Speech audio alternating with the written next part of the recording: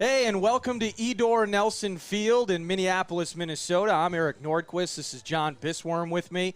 And on a Saturday evening, we're getting ready for NPSL soccer. Thanks for tuning in with us via the stream. Minneapolis City and the Crows hosting the Crosse Aris. Now, Minneapolis City, 8 games.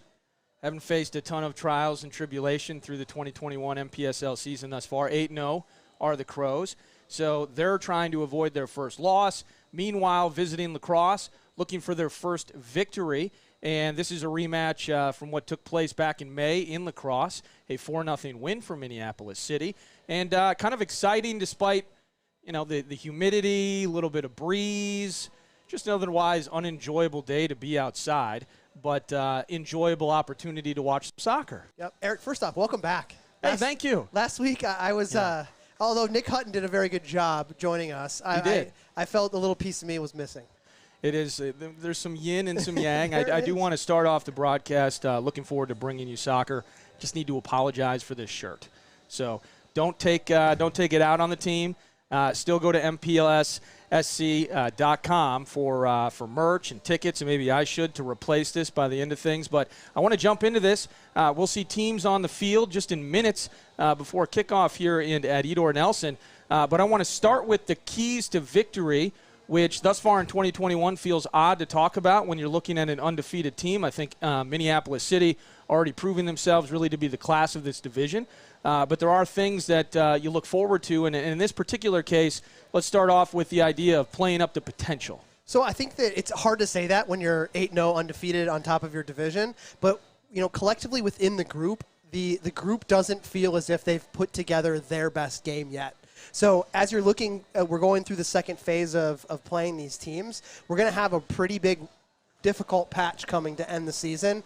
This is the game for you to start with to play to your potential, so you gear up for the remainder of the season. Yeah, and gearing up for the remainder of the season with the carrot at the end of that stick being playoffs, being postseason. Yep. And once we get to starting lineups, and we'll see them on the field tonight, the idea of an interview, the idea of an audition of sorts for making yourself valuable, making yourself in some ways irreplaceable as it pertains to postseason opportunities. So what's that like for these guys getting a chance tonight? I mean, only 18 guys can go into a potential playoff scenario. And we're not quite there yet, but the stars are starting to align where we may be getting into a potential playoff position. For these guys you're going to see some fresher names, some new names on the roster that are featuring tonight. This absolutely is their job interview for them to go out. As we talk about playing to potential, they need to exceed potential today so that they make that hard decision for Coach Van Benskoten. And part of that potential probably given a bit of a class mismatch, at least on paper with these two teams. You still got to play the game. Yep. Keeping the clean sheet. Come on, Matt Elder. Nothing tonight. Yeah, absolutely. Goose egg. I mean, so we talked about it last week. That was also a key to victory last week. And what we talked about was that when you start getting into those playoff potentials scenarios, the points per game and the goal differential become huge. So when we look into the region, if we want to maybe potentially host at this beautiful facility at Augsburg University, Edor Nelson Field, we're going to need to continue to not give up goals and continue to score them. Now, that was all thanks to Pence Homes, by the way, one of the many tremendous partners with Minneapolis City SC. I do want to get to the player to watch tonight. And that's also thanks to our good friends at Twin Cities Orthopedics, TCO, and you'll hear more about those organizations at some point during the broadcast. But the player to watch is a guy that you were watching if you were at home watching this stream a couple of weeks ago, or last weekend, I should say, and now he's going to be on the field tonight. It's Nick Hutton, Apple Valley's finest. We couldn't resist by putting him as the player to watch. This is his first game back. He had a core muscle injury that he got surgery for. He's an Apple Valley native, and the thing that you might not know about Nick Hutton other than soccer is that he actually forewent going to play college soccer to be a Division I track athlete at the University of Minnesota, and he was a 3-time All-American track athlete. So he has that one thing that you can't teach, and he's got the soccer skills to back it up. Absolutely. Nick Hutton, brought to you by TCO, your player to watch. And we now see the screen before you here. Players have taken the field, and we will get to starting lineups momentarily, but you will see field side a moment of silence taking place. And unfortunately, over the weekend, news breaking, a tragedy is taking place within the Crosse family. The very first head coach of Minneapolis City, Kevin Kicker, tragically lost his life. And for Keith, the key, I guess, John, if you can take this from me, is just Sure. what he meant to the organization, Keith's impact with Minneapolis City, and just the tough loss that we all found out about. Yeah, it's difficult. We kind of found out, through third party. It was a pretty tragic situation. Keith had moved on after coaching the first team in 2016, and he moved to California for his day job. And, he ended up getting in an accident where he was hit by a motorcycle, and something that, there's never a good way to go out, and that was, one that is pretty terrible to hear. But Keith started a lot of this. 3 wins, 3 losses, 4 draws in the old PLA days. A lot of the players who you see here on the field or on the bench today are guys that he brought in. So he was really instrumental in the foundation of putting this together. He also was instrumental when it comes to our Stegman's arm, our men's club. He was the coach of Stegman 77, which is our Division I team in MASL, won 2 MASL trophies before moving, and also a Minnesota Cup. So, my heart hurts for the family, but, Keith will always be connected to this club. Absolutely, well said, and it is very surface level, but certainly thinking of Keith's family, and again, a very sad loss for all those that were impacted and touched by the life of Keith Kicker. Now, before kickoff, I suppose we should get to the starting lineups tonight, and just going through things. Matt Elder, the staple in net, back line from right to left, Miles Stockman-Willis. Aaron Olson, another guy, he just made his return last game, played a short shift, but he's going to be starting tonight, number 2. Jonah Garcia, number 16. Abdallah Ba, number 26. And then Samuel Ruiz Plaza, number 3 in the mix tonight. Dom Mezgin, number 22. And then towards the attacking end of things, number 11, Kevin Andrews. Eli Goldman, number 10, hasn't seen a ton of field time, certainly an interview opportunity for Eli. Yeah, first match. Absolutely. Arthur Parents, number 17. And then up top, the player to watch, Nick Hutton. All right, should we take a quick break before kickoff here while we do some coin tosses? Absolutely. Pay some bills? Can't wait to watch. And, of course, the Crows were in their home whites, black shorts, white socks, visiting La Crosse Aris in yellow. And, red. That's the referee choice of fashion this evening when we return. It's NPSL soccer here at Edor Nelson Field in Minneapolis. Stay tuned.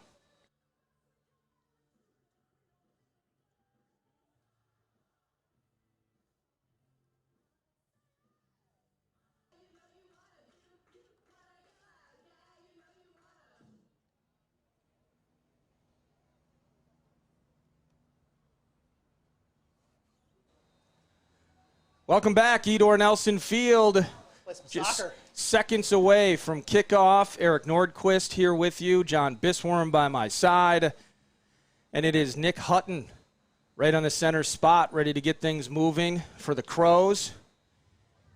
Visiting starting lineup, which you'll see, is Ernesto Asenzo in net. Defensively, Darwin Carranza, Matteo Gagliotti, Ryan Loeffler, Zachariah Turner. For Aris, Gustavo Starato, Harvinder Koner, Andreas Verduga, and then up top, Damian Baltide, Kian Grosvenor, and Quentin Olson. Early possession for the Crows.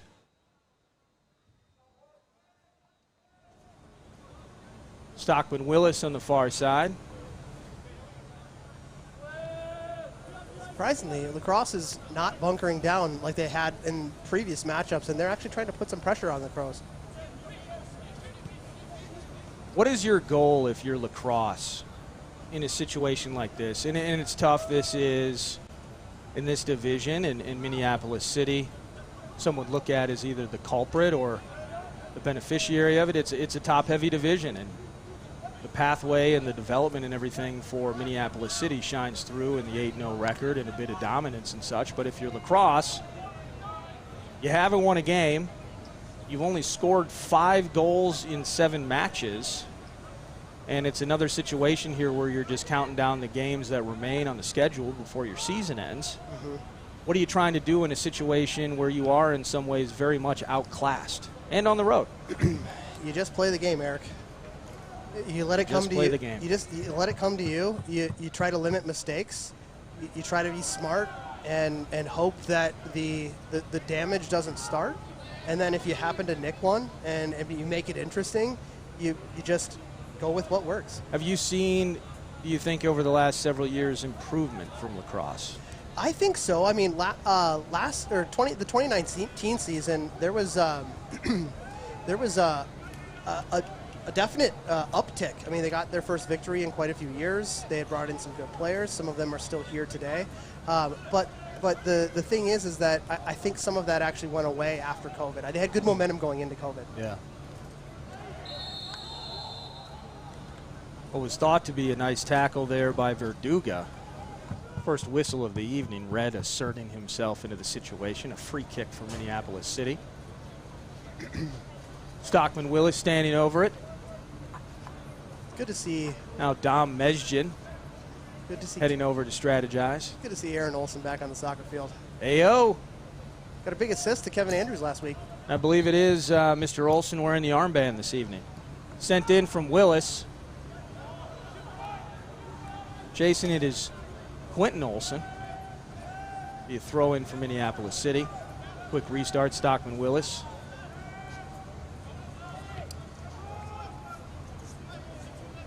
Now Olson to Ba. Also good to see Ba. We didn't see much of him because he actually picked up a groin injury in the first matchup against this team in lacrosse. Came out after being a substitute, and then that actually made Futures call up and backup goalkeeper Ben Schliemann have to go in as our only substitute left up top for 13 minutes of the game. Oof. How was his conditioning? Was he in game shape? I mean, he's like 6'10", so he kind of just stood up top.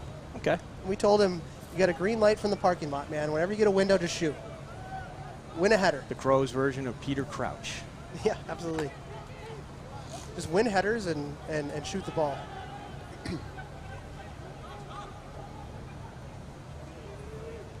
Now forward for Ba, trying to get it to his right foot, unable to do so. Love the touch. Now Mezgin fighting with Koner for it. Cleared out. It's also good to see the starting return for Ruiz Plaza. He had some injury and made a substitution appearance last week, but getting a start today is a good opportunity. Like we talked about that job interview. We know what Ruiz Plaza can do, but he hasn't done it this season yet. Get healthy, be consistent, be available, and make some plays. Yep, absolutely. Opportunity for him tonight. Ruiz Plaza with it now. Stockman Willis. Oh, good dummy. Andrews lets it fly. Now Andrews trying to chase it to the end line, unable to get it. That was a good play, though. Goal kick. Yeah, nice idea, certainly. Bit of too much pace. Goldman's return. 5th minute. Humid, breezy. Been raining most of the day. Home of the Augies, Edor Nelson. Public service announcement, as I do with all home Crows matches, have not been given the phonetic pronunciation guide for the visitors. Barely got numbers, let alone phonetic. So when I say Ernesto Ascenso, I'm saying it in faith. And if I'm wrong, send an email. Now Goldman. Clearing it forward, looking for Perrins, unable to get there. Oh, that's that bad. has to be a card. That's in the box. And that should be in the box. That's Andreas Verduga. Oh, that's bad. With the high leg, and I'm not seeing a card here from Red. Can we get a replay on that? Oh yeah, that's in the box. That's bad. That's pretty bad. I don't think there was any malicious intent there. Like he didn't try to kick Dom in the face, but that boot was above his shoulders. It was a reckless, stupid play. Yeah. And that did look. We have Tyler, our forensics expert, on it now, trying to determine whether it was in the box or not. Red's marking it right outside the penalty area. If there's one guy that you want on a free kick, it is Abdallah Ba. Absolutely. Lofty expectations, Abdallah, now that I just said that.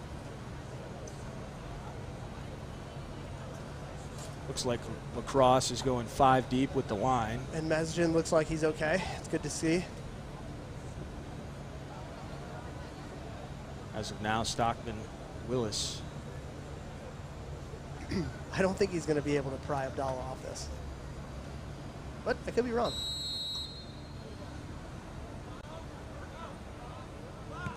And hooked.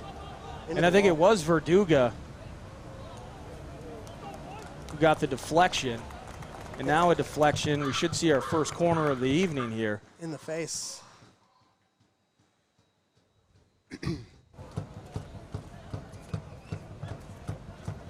What you're missing here is Max Kent. You're missing Jack Barry. Some of those bigger bodies. The Redwoods. Yeah, the Redwoods. So with that, you're maybe looking for the second ball to come out of the box. Stockman, Willis. There's Hutton. Ooh. Player to watch. Nick Hutton gets high, but just over the woodwork. Harmlessly falling for a goal kick. Just about to say. Nick Hutton's probably the tallest guy on the field for us.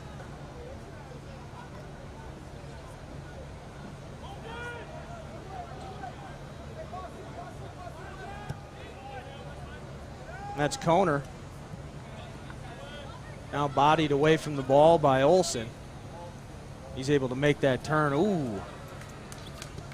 Koner takes a seat trying to lean in.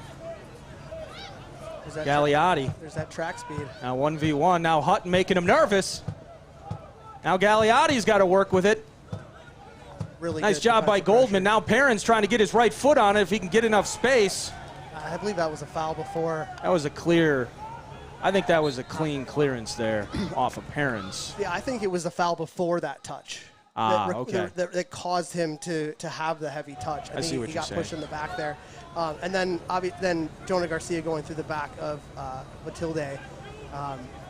That one being called, but not the one down here. But it's tough. When you're a defender and you're coming in on a guy with his back turned and you do anything on him, you are going to get called. Absolutely. I think the tough thing, too, the standard to call a penalty in a situation like that is always going to be a bit higher as well. So Perrin's maybe foul, but in the area, it's tough to point to the spot there. We'll see. Absolutely. There's Gagliotti, my new favorite name for the visitors. Zachariah Turner, number 2. Mesjin stepping in, Verduga. Grosvenor. Now Perrin's doing the extra dirty work here. What you're seeing early on is a lot of quick bad giveaway. The turnover. Here's Grosvenor. He's going to go to Baltide.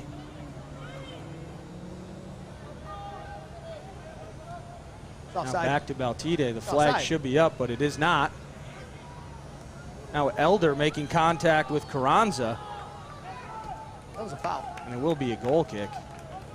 There's a whole lot of stuff in that one. Offside that wasn't called. I was looking at the assistant official on the right side. He was trying to catch up. He was 5 yards behind the play. Yeah. He's got to do a better job of making sure he's with the last defender. But what I was saying before that is from the offensive third perspective of the Crows, doing a really good job of applying early on defensive pressure in the Crosse defensive third. Easier to eat, and best of all, they're right here for sale on the east side of the stadium near the main gate. Thank you, Zambezi Biltong, for providing us some delicious meat snacks today. Ruiz Plaza with some space in the middle here. He's got Andrews making a run, and he is onside.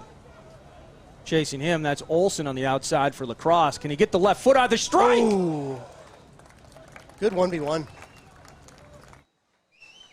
Goal kick for Lacrosse, but some fire from the foot of Andrews. Yeah, I would have liked to have that one go in. Fantastic chance for the Crows. And speaking of the Crows, get to MPLSCitySC.com. Next home match, Joy Athletic. A long, arduous journey from St. Louis Park. Big matchup for them. Edor Nelson, July 10th. That's the next home game, which means you get to MPLSCitySC.com. Grab a ticket.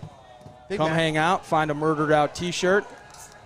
Big matchup for Joy Athletic tonight, hosting Duluth.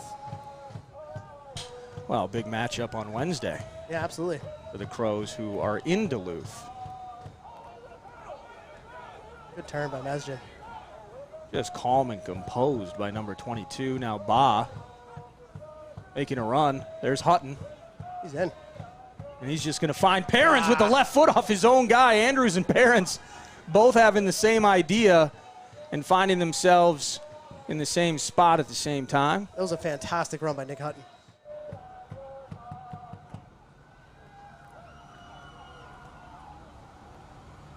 Baltide playing up top, but having to retreat far back in the defensive third to thwart off the Crows' advance.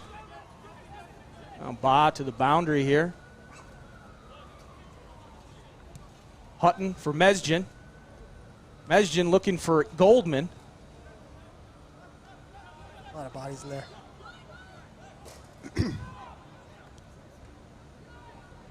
Now Goldman through to Hutton. It's a good ball. Just kind of on the half page with Nick Hutton there, not on the full page. Well, then what you were talking about prior to kickoff, John, is playoff interviews. You are seeing a number of guys on the field right now that are not used to necessarily playing heavy minutes with each other. So the ideas are brilliant. The distribution and some of the passing has been fantastic, but you got a lot of these yellow shirts clogging up the middle and finding the timing aspect of some things with each other shall hopefully improve over 90. Now Goldman putting pressure on Gagliotti. Good step. Now Andrews in there. That pressure, like I mentioned, is the Crows are turning it up in the defensive third for Lacrosse. Hanging by a thread right now, the back line of Lacrosse. The breakdown is in process. Verduga. No card given. You don't think there should have been a card given, maybe even a yellow? For which one? For a boot to the head? I think that was a little reckless. I would have been pro-yellow. Some cheddar. Yeah, I think that warranted one. I mean, when your foot goes above your shoulders and it hits someone in the face, that's not just an accident. The key is Mesjin not hurt, not injured. Yeah. And he's been playing fantastic since then. There's Perrins laying off for Goldman. Tough pass. But that's the area where you can't lose the ball, because the one thing that Lacrosse has is the opportunity for a counterattack. Everybody plug their ears for 1 second. All right, now we're back here at Edor Nelson. 15th minute. Some chances for Minneapolis City. Good step by Nick Hutton. A goalless affair, and Goldman is wide open if he can get it to him, but so is Kevin Andrews with the right foot. Oh, good save. And a save by Asenzo. That was a very good save. Another corner kick. Man. No bad options right there. No. With Goldman to the left and Andrews to the right. I preferred Goldman there, but Andrews with another terrific effort. The thing about that one is Andrews had actually a better angle to take that shot, where Goldman was a little bit more where he'd have to take probably a more difficult first touch to set himself up. Not that I disagree with you that Goldman was a good option there, but I thought Andrews was the right call. Another corner, it'll be Ba. Look for maybe sending it in. Look for maybe Stockman Willis here getting an opportunity on the second ball. And Asenzo. And now Andrews with the follow-up. Should be another corner off the deflection. Asenzo getting out there, putting a fist on it. That's the problem when you get too aggressive as a keeper. Yeah. If you're going to get out that far and you're going to make contact with it, you better boom that thing out of there. Yeah, otherwise problems will arise. Now into the box, and Goldman. Excuse me, Jonah Garcia. Oh, he was free. Absolutely wide open for an opportunity to put the first tally into the evening. Starting to see the stands fill up a little bit here, Eric. Tell them the rain's gone. Far side of the net. There's Asenzo with the clearance. Yeah, so that's what you were looking for. That's what I was looking for, Ernesto, and you gave it to us. Throw in Minneapolis City. I root for keepers, John. I picked that up, Eric. It's a weird, contrarian, very counterculture thing. But as a mediocre high school goalkeeper, I root for them.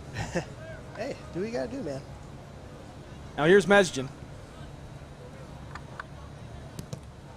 Koner with the deflection, put the body in front of it. Nice pressure from Crosse, at least momentarily. But now more possession, and now Parents. Opportunity for a counter. Inability to control there for Nick Hutton. Heading the other way, that's Gustavo Serrato now making the run, and Jonah Garcia trying to track it down, but there was no way Serrato was going to get to that one. I think there were better options. Matilde, number 11, who, if you're looking right now, is on top of the box. He was wide open.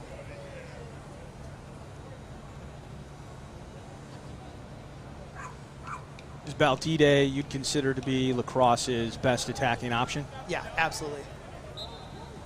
That's an infringement, obviously, for Andrews there, but that's an advantage call for the ref. Like, you promised you weren't going to yell at the refs tonight. I mean, Lacrosse had an opportunity to play out of that. Instead, you're giving them an opportunity to. The referee's bailing them out for the chance they could have, strung together some passes. Olsen clearing it out. Now Goldman. Oh, nice move. What a move, and now Hutton. And the flag is up. It'll be offside. Darn it. If it's offside. It's a great individual move by Goldman and Hutton. Actually, Goldman and Hutton, last time they played together was in the 2019 NPSL regional playoffs against Med City. They both combined for 2 goals to see the Crows through to the regional championship. It's a beautiful partnership. COVID got in the way of continuing to see that one grow.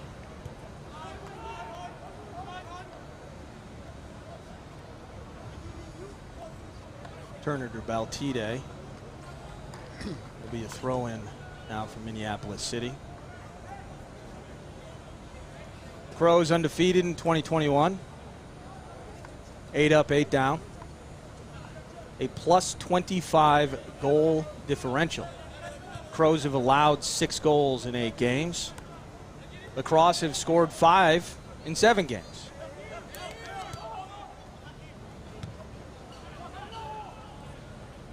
Stockton Willis is wide open. He heard you. Now Andrews.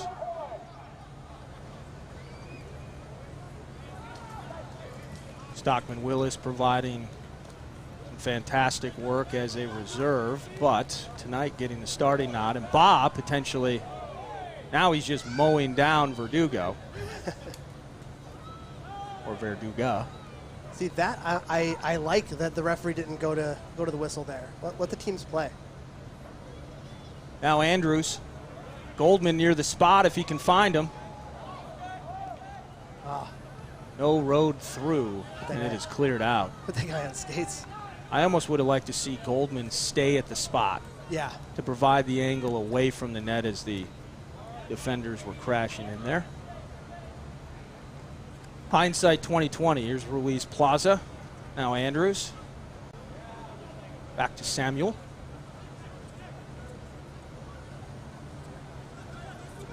Tremendous short passing, and Hutton with the left foot. Oh, the goal! There's our player to watch. What a great left-footed shot by Hutton.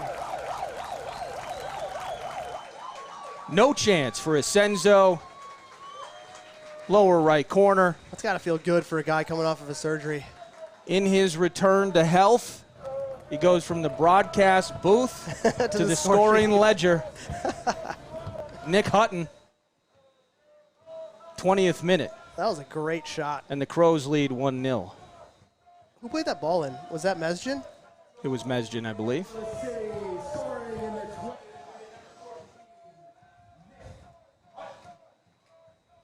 The score is Minneapolis City 1 with Crosse Aris 0.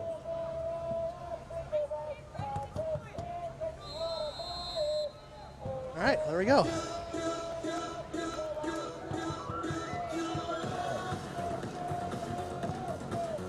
And now a quick turnover. Now heading the other way, here's Goldman. Got unlucky and just there. Frankly, not enough competence along the back line for Lacrosse here. Making a mess of that. That was smart by Andrews, not forcing a ball in the middle when we don't necessarily have anyone in there.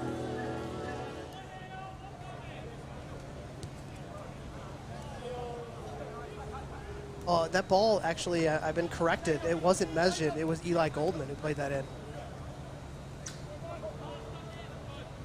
Well done, Eli. So we talked about that partnership between Goldman and Hutton, and there you go.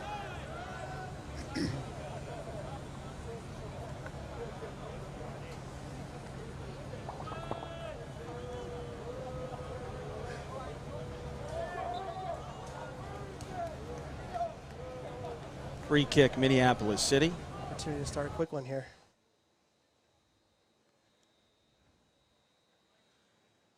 Andrews finding Ba. Hutton with space if he can get it to him. Now Andrews back to Olsen.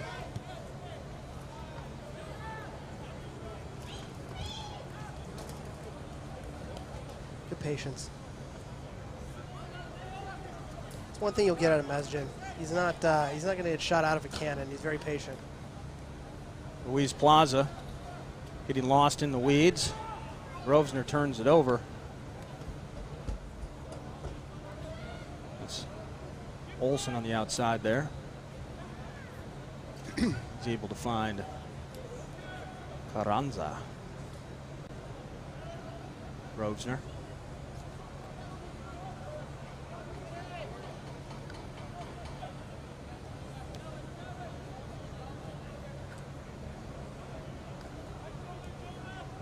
Good patience defensively by Hutton. Not chasing just to chase. He's trying to cut off an angle, trying to make them play.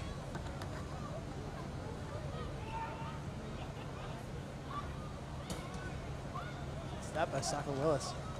Absolutely nothing easy for Lacrosse entering the 24th minute here at Edor Nelson. Scoreline favoring the home team.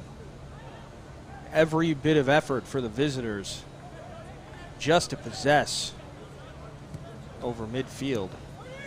It's like climbing a mountain right now for Lacrosse.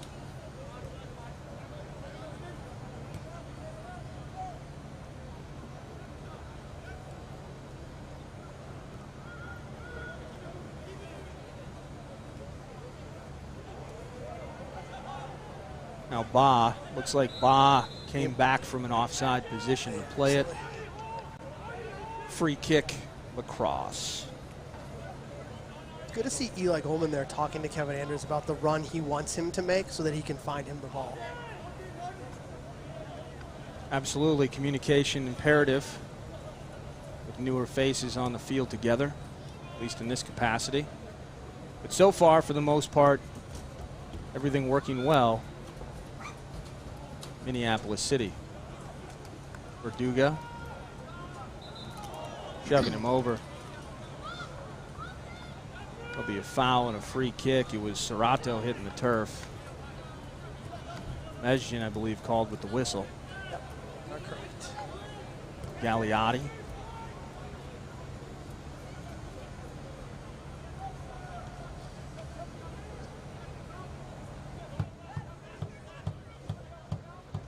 No space in the midfield right now. For me, I feel Lacrosse. like Grosner's taking too many touches. I think he's been kind of on the receiving end of a lot of turnovers, and he's one that if he could just eliminate that one extra touch, he might be a little more effective. Well, he certainly is showing that he has no time to take 3 or 4 touches before he makes a decision. So certainly, but he's going pace and being more decisive is. He's going to make 3 or 4 touches. That's the problem. And it's not working. Yeah. Good ball. Hutton making a run. Gagliotti with the header. That's smart. Back to Asenzo. That's a smart play by Gagliotti.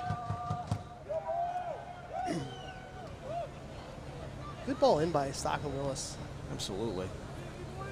Got to give some love to Stockton Willis. I got to give some love to Pence Homes. If you're out, this real estate market, by the way, I mean, you're struggling because there's multiple offers. There's houses you thought were the one, but buyers coming over the top. They got deep pockets, unrealistic demands from potential sellers. As Elder comes in with his first real action of the evening. But the key is it's easy to get down in this process, right? It's frustrating. Well, maybe it's time that you let Pence Homes pick you up. From the best tools and technology, transparency throughout buying or selling, Pence Homes, a top choice for people looking to make a move. Pence Homes, a division of Keller Williams Classic Realty Northwest. Thank you, Penn's Homes, one of the many fine partners, Minneapolis City. 27th minute. Nick Hutton, the only one on the score sheet so far. Potentially more to come.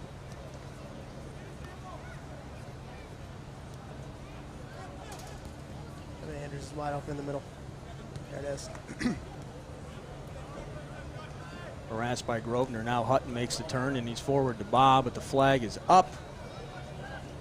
No whistle. He abandons the opportunity, and it'll be a goal kick for Lacrosse. Really happy for Nick Hutton to get on the score sheet today. Big time confidence builder for the kid. Anytime you're on the shelf for that long, it's frustrating, and you're just hoping to have some sort of good showing. Find some footing when you get back onto the field, and scoring a goal in the first 20 minutes of a match, your first time back, is a good way to do it. Yeah, absolutely. Andrews through to Hutton. It was Gagliotti pestering him on the back end. Again, that was Grosvenor with the extra touch. Stockman Willis. Grosvenor with that extra touch he didn't need to make and turning it over. Absolutely. And Grosvenor looking frustrated.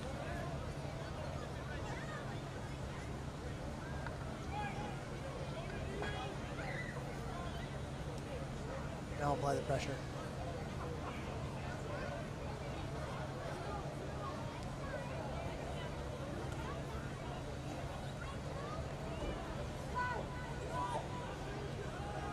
Now Verduga.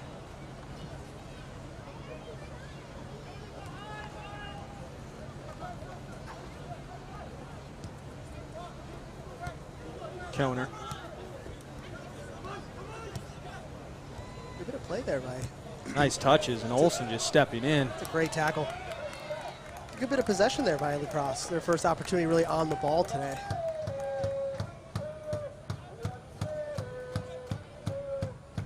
A productive sequence, ending in possession for Minneapolis City. You know who's been pretty active on the ball today, Eric, is Samuel Ruiz Plaza.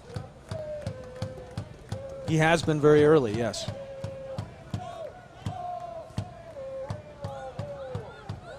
Goldman's not. Goldman's through to Andrews. Now to Goldman. Flicked on to Hutton. If he can get his left foot back, he's got to retreat. Now Perrins, he's trying to trickle his way in there. Looking for a corner kick. Oh, darn it. Red's not giving it to him. Tough situation for Perrins there.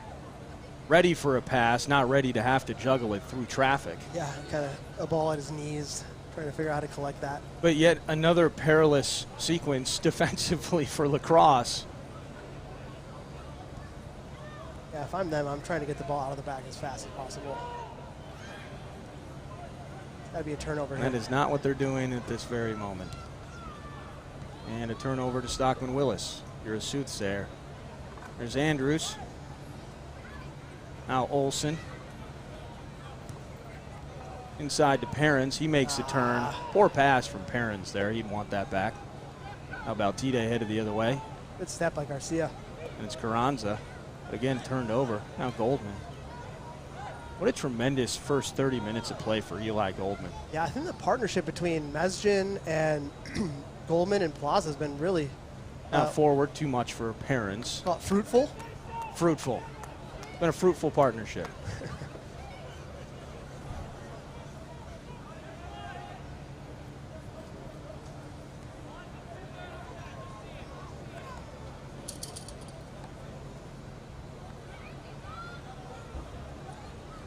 Hawaiian shirt night here at Edor Nelson. Apparently nobody got the message except for me and Nate. I did not get the memo on Hawaiian shirt day. That giveaway. Now Goldman to Hutton for potentially his second goal. Now forward Perrins will finish. Pass, pass, pass. Goal, Minneapolis City. What a great decision by Nick Hutton not to shoot that. He could have absolutely finished that, but he found the best option, which was a wide open Arthur Perrins.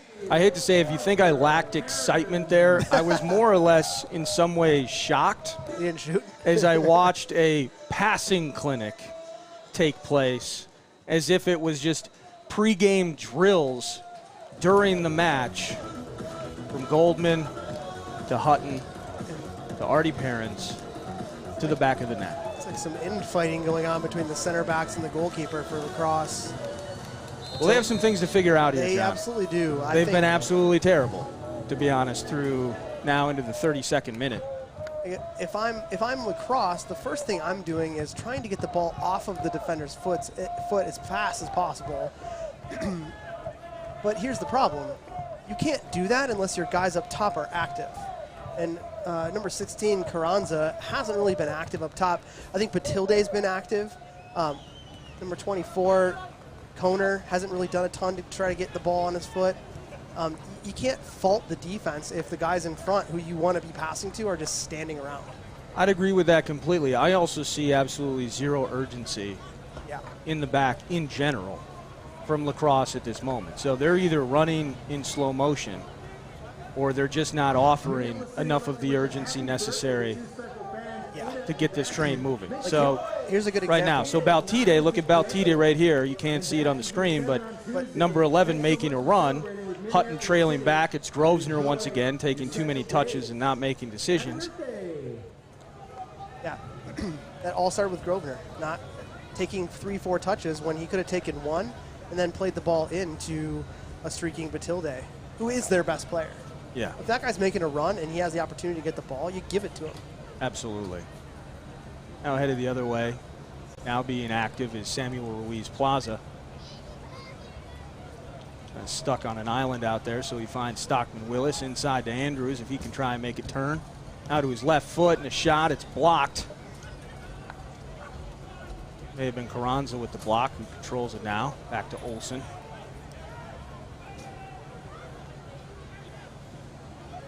Another example of just a hope and a prayer of a long pass to a guy with two defenders around him in Baltide. And he's on the touchline. What is Olsen expecting Baltide to do with that once he gets it?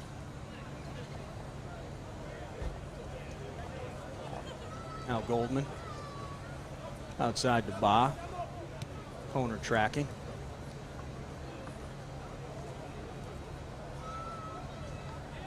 Good ball. A mile of space for Stockman Willis. He cuts inside, left foot for Goldman. It's too far in front of him. He cleared out by Turner. As I look at the roster here, Eric, and we talk a little bit more about Keith Kicker, you're looking at that's a yellow card for Verduga. Verduga, by the way, the individual that was culprit of the infraction near the top of the penalty area with a foot to the face of Mezhin earlier, finally gets booked on another aggressive challenge. As I was kind of mentioning, you know, you look at the makeup of the guys on the field today. You look at Elder, you look at Aaron Olsen, you look at Abdallah Ba, Samuel Ruiz Plaza. All of those guys were part of our initial season that Keith Kicker coached, and now they're still with us. So that foundation piece, it's not just a line item on a sheet here. It is absolutely realistic. That was a foul. Possibility of a trip there. Serrato maybe connecting with Andrews inside the penalty area. Foul. Certainly a foul called there as Stockman Willis found his way near and into the light post. It'll be a free kick from Minneapolis City. Yes, for those of you watching, thanks for joining us here at Edor Nelson. I'm Eric Nordquist, John Bisworm, and he mentions the name Keith Kicker, and a moment of silence was observed prior to kickoff here at Edor Nelson. Some very sad news. The very first head coach of Minneapolis City, Keith Kicker, tragically lost his life just a day or two ago. News coming out, and certainly an impactful part of the Crows family and their evolution.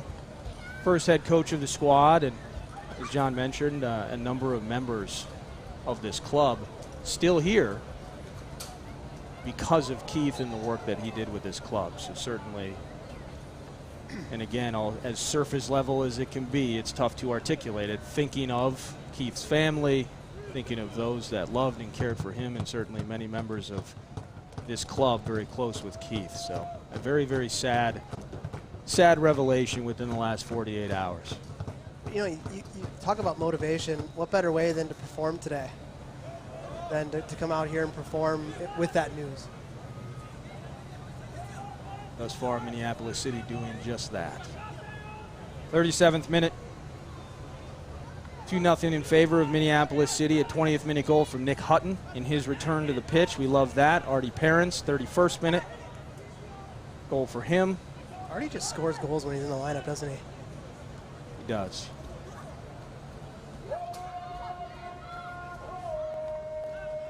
I think his work rate is just as elite and as high as it can get with what you ask of a guy like him on this team in this league.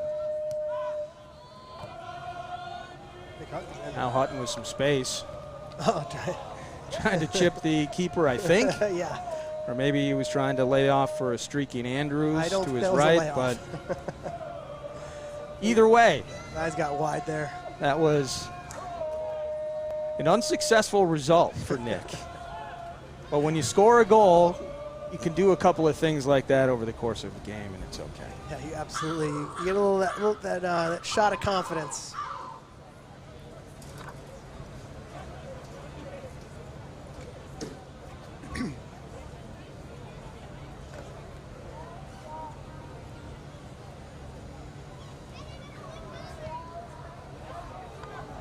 Giveaway by the goalkeeper. And it's Parents moving inside, looking for Goldman. Well done. The vision and the awareness of Goldman there, unfortunately giving it away. Oh. Ooh, beautiful idea from Goldman through to Parents, but Asenzo sniffs that one out. For those of you who don't know a bit about too much pace on the ball there. Eli's story, Eli was shot out of a cannon for the Crows in 2019. And literally really, shot out of a cannon. Literally, wow. And was very instrumental in us winning the division, moving on in the playoffs, and actually went to University of New Hampshire for his freshman season. Ended up having a hip injury. Oof.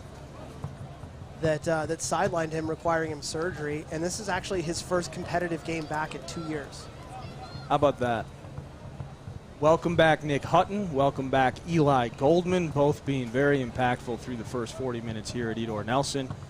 Aaron Olson wearing the armband. We mentioned it earlier, but he played a short shift over the weekend last week, and now he's back in the starting lineup. So the idea of playoff interviewing and auditioning opportunities for the Crows, and some nice returns. Yeah, absolutely. And they're paying dividends thus far. This sideline official on our end is so far out of position. Not even close to the back line. The tackle.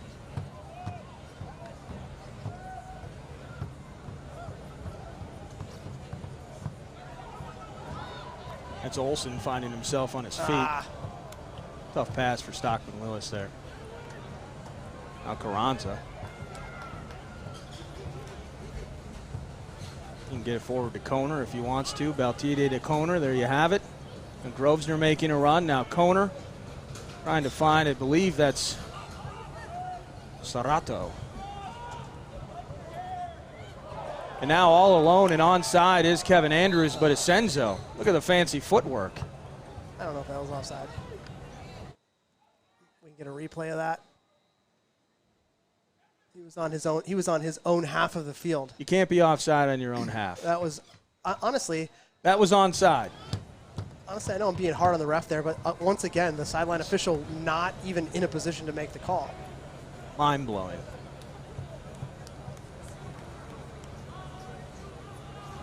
Asenzo controlled it regardless, but yeah.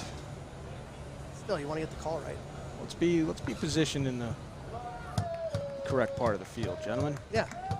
It's your job.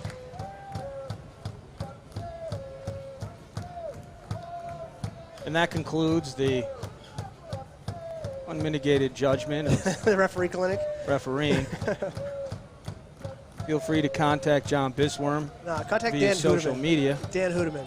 for free classes on how to properly ref a Crows game. If you have a problem with the club, you can talk to Dan Hideman. 42nd minute. Not a lot of stoppages other than via the 2 tallies. That high boot. Wouldn't anticipate anything more than maybe 2 or 3 in stoppage time, if that. Now Hutton with a head of steam through to Andrews. Good idea. Once again, the ideas are sacred. The execution not perfect so far. Grosvenor just taking his time. Not a care in the world. Now back to Andrews. Goldman all alone. And he'll have it. Looking to pass in the center for Andrews. Easily cleared out by, or was it cleared out? And it will be a corner. Yeah, Gagliotti, I thought it went out, but Goldman still jostling with Ryan Loeffler for that one. But here's Abdallah Ba. On lacrosse, I'm telling Grosvenor to get the ball off his foot.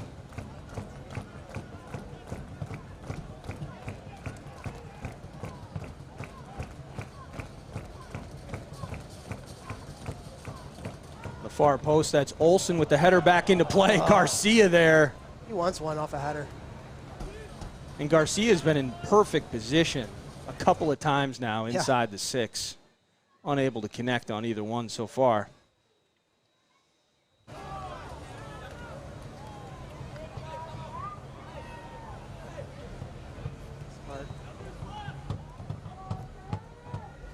Now Perrins. Onside is Goldman through to Hutton. He wants that one back. Point blank and a goal kick. Oh, the ever elusive first half sub for lacrosse. And that's interesting given, based on the numbers that we received, as Gustavo Serrato is leaving. Adamar Cortez comes in. Based on the information we were given, only Ethan Brandt. They only have one other guy with a jersey that can come into the game for the rest of this one. So, yeah, that's interesting. I didn't see an injury. I didn't see any reason for that sub other than poor performance. Well, and even poor performance granted, I didn't feel like he stood out, if that makes sense. I think that it was kind of route one on that side with Andrews and Stockman Willis going against him. Yeah, and for Minneapolis, I mean, it's been a numbers mismatch that whole time back there. Yeah. Again, it's inexplicable that you should have so many guys with so much space, guys uncovered, through ball opportunities, as Hutton he's so full of himself right now. Look at that, Nick. Come and get it. Goal kick, lacrosse. I don't see anything wrong with that. I have no problems with Take it a flyer. whatsoever. Absolutely. That's a good thing. We love to see him healthy. We love to see him confident. Go get it, guy. Stoppage time looks to be 1 minute in the half here. So here's my question for lacrosse. If you're going to make that sub, unless the player's injured, why not just wait till halftime? The guy play. It's a good question and a good point. And that looks like Cortez in the mix over there now. Andrews, again, a ton of space. Hutton on the outside here if he can find him, which he does. Now Goldman through, may have been offside. Now it's Andrews to Perrins. Take the rip in the curler, and it's in the parking lot. Goal kick. Hit my car. 2 weeks, twice, my car kicked. I thought I was parked far enough away. Not for Artie. Goal kick, lacrosse, stoppage time. Counting down the seconds to the break. Cortez, Verduga, the yellow card.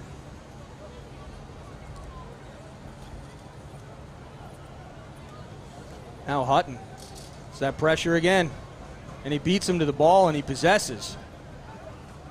Track speed. Now Mesjin. Into Goldman. Nice turn. And Ba there. Plaza. Get it. And saved. It does get through to Asenzo. It was Parents. Good rip, good sniffing save. out a potential rebound, but Asenzo controls it, corrals it. The whistle is blown, and it is halftime at Edor Nelson. 2-0. Minneapolis City, the Crows with the lead. Nick Hutton, your player to watch, with a 20th minute tally. Artie Perrins in the 31st minute made it 2-0. An absolutely lopsided, overwhelmingly dominant first half of soccer in favor of Minneapolis City. And what we'll do is we're going to take a break here as the players retreat to the locker rooms. One team to figure out how to continue what's going right. One team trying to figure out how to get out of here alive. And when we come back, we'll break down aspects of the first half that we liked, kind of preview what we expect for the second 45, and enjoy ourselves on a humid yet entertaining Saturday evening here at Edor Nelson, home of the Augies and home of your Crows. Stay tuned. We'll be back. Hi, Mom and Dad.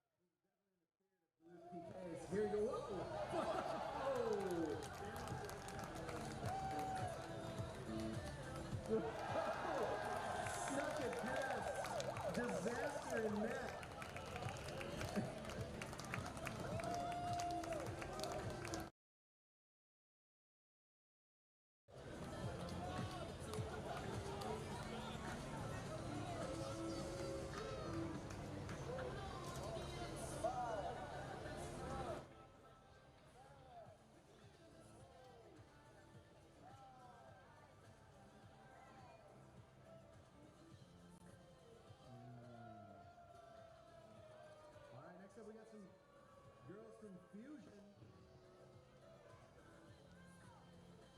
Make some noise for Fusion Soccer Club.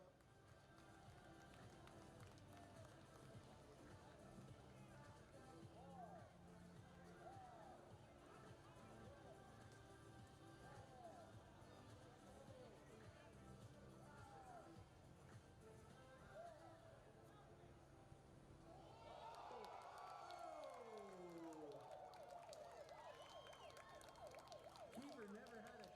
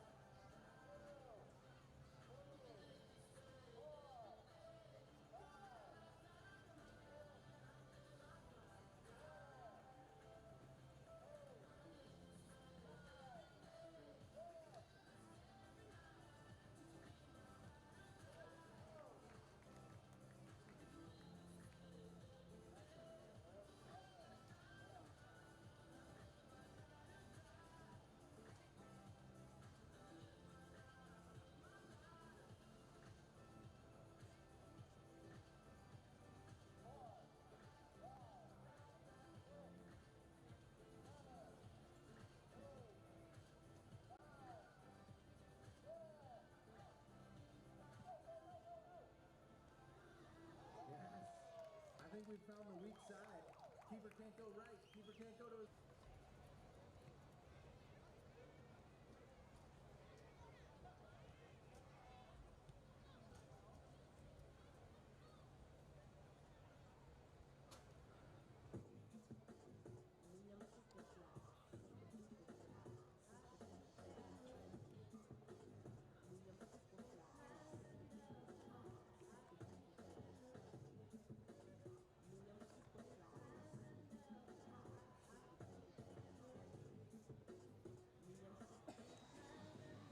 Welcome back. Less than 2 minutes before the second 45, and actually they may have just said to heck with it, we're going to get going here.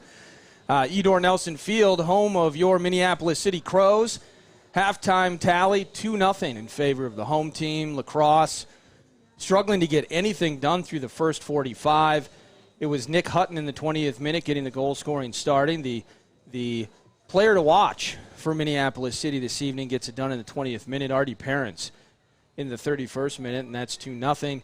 And it's Baltide and Carranza, I believe, up top waiting for Red to blow the whistle. And here we are. We're back underway. I'm Eric Nordquist on a steamy, humid Saturday evening in Minneapolis. John Bisworm with me. Hey, guys. We're off camera. You'll want to watch the video to look back at the sweet Hawaiian shirt that I chose to wear today. Maybe that's why you feel humid. It's just getting caught in all these leaves. I'm getting a lot of negative comments about the shirt. Not a lot of negative comments in relation to Minneapolis City, undefeated in 2021. They beat Lacrosse 4-0 in Lacrosse back in May 22nd. And now here they are with a 2-goal advantage this time around. A plus 25 goal differential, currently plus 27, including tonight's first 45. Minneapolis City poised to be division winners, and Crows fans maybe peeking over to see what Joy Athletic and Duluth are up to this evening as they just kicked off. Implications in that one as the Crows look to seal up a division, and Eli Goldman looks to seal up a goal as he's running through everybody. The right-footed shot, not a prayer in the world was going to get that thing in the net, but it deflected. I thought it deflected off of I think it just Quinn Olsen. Spun off his foot. That was a hard angle to take a shot at. I mean, after he got closed down, I think maybe laying the ball off would have been a best idea there. Most definitely. Overall, a very confident Goldman, a confident Nick Hutton, a confident Dom Mezhin, a confident Crows team with a dominating effort through the first half. And I guess the only thing that's difficult with a lead here, you want to see the Crows' keys to the game, as you mentioned, brought to you by Pence Homes in the Open, John, playing to the potential. So you have the lead now, and the opportunity to slow things down and just kind of go through the motions is there. But as you see, Andrews pushing it here several opportunities for number 11 in the first half. Playing to your potential means that you want to see them continue this aggressive nature. Yeah, absolutely.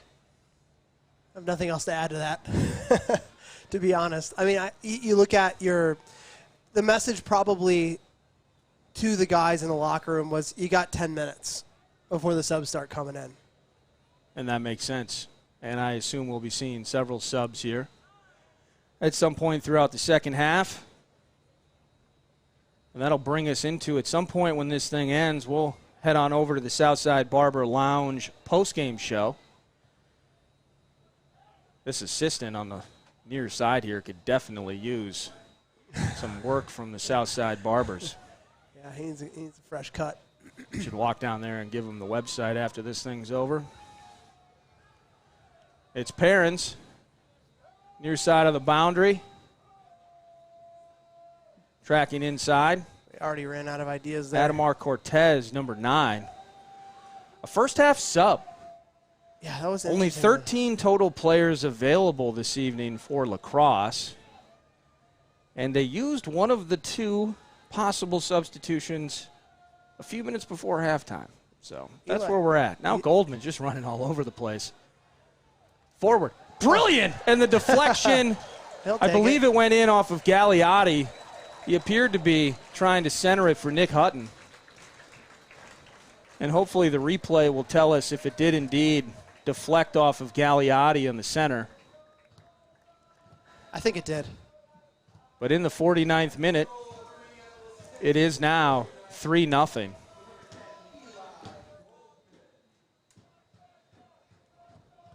Do we credit Goldman with that goal, or do we say that's an OG for Mr. Gagliotti? We'll give it to Eli. Let's give it to Eli. Why not?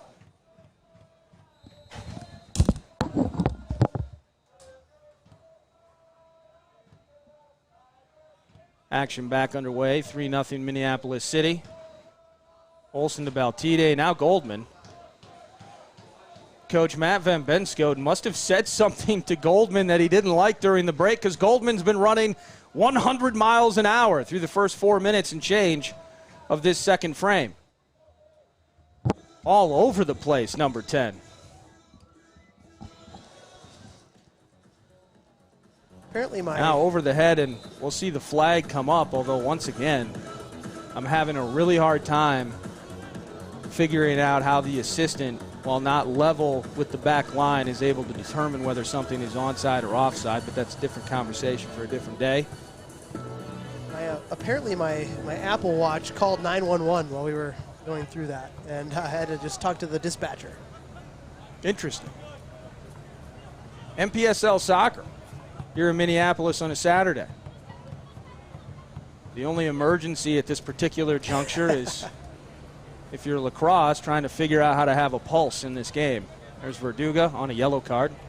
The only card issued thus far, number 25 for lacrosse. Snap like heaven. Andrews the other way. Hutton with a bit of space if he can find him.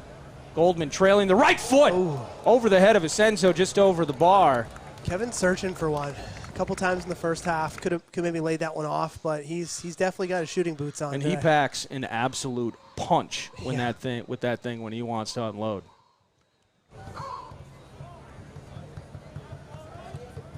Crows faithful in attendance.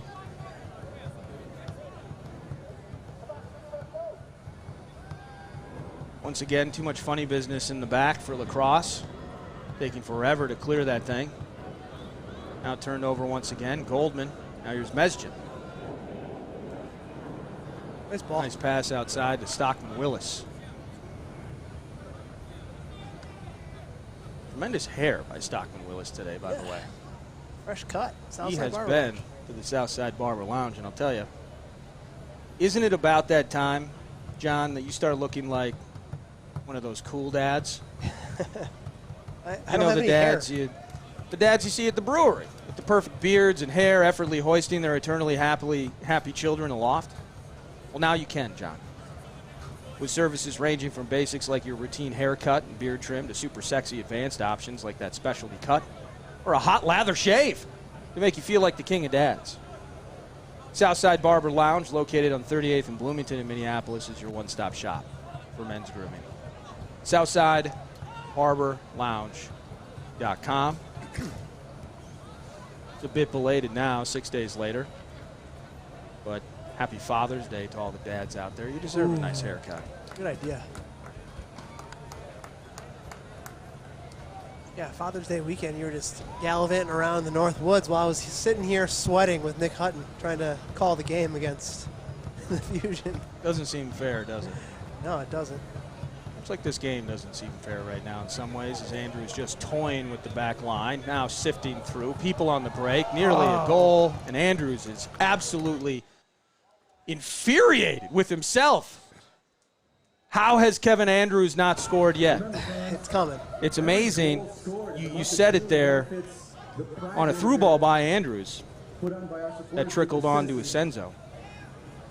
Nice idea, great idea, good idea, awesome idea, brilliant idea. We've heard that and we've seen that before our eyes, John, 15 different times in the attacking third through now 53 minutes and 10 seconds of action at Edor Nelson.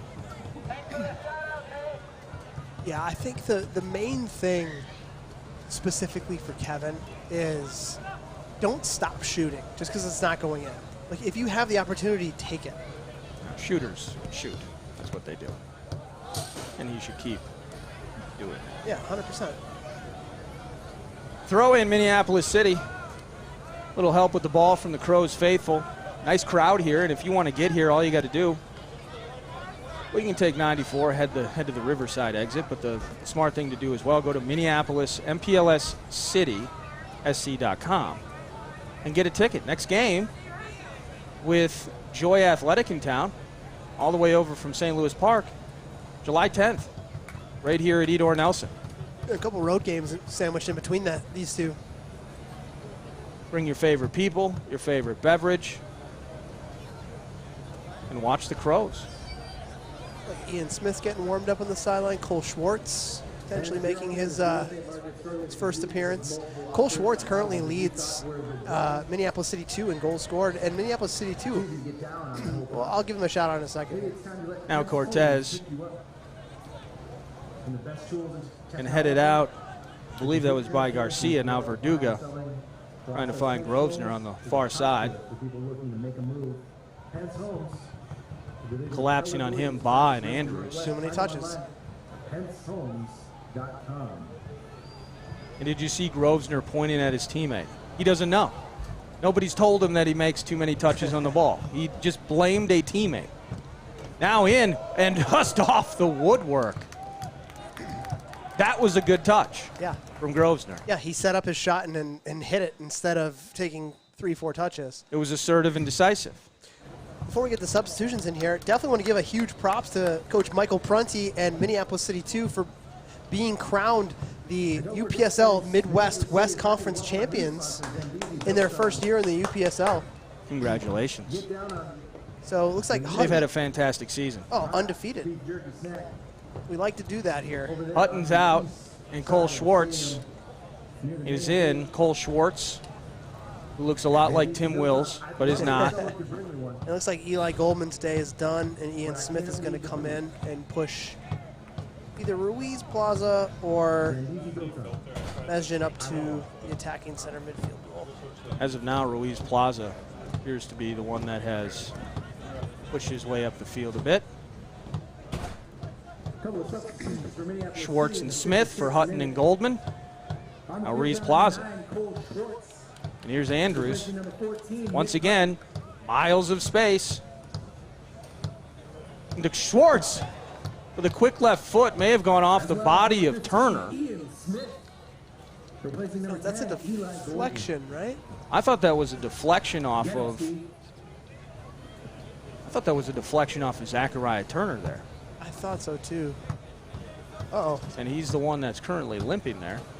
I only got one more sub left, so either gut it out, guy. You gotta tough it out, Z. Come on.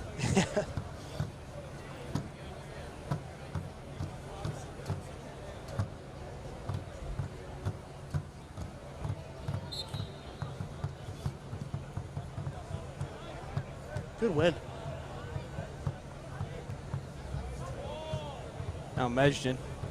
Oh. Ooh, the giveaway to Koner. Oh, counterattack. Now Grosvenor. They have numbers. Offside is Carranza. He's got to get back on side. Now the right foot deflected, and it'll be a corner kick for La Crosse.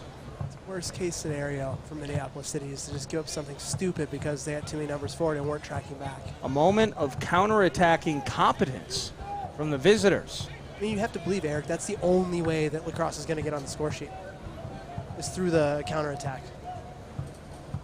With what we've seen now in the 58th minute, that is correct. Or on a set piece. Sent in. Garcia. Headed out. Schwartz battling with Olsen. Schwartz getting the better of it. Now Schwartz trying to push it forward for Andrews, and he does. Thrown into the... Was it out of bounds? No, he got fouled. Oh, he did. Yeah.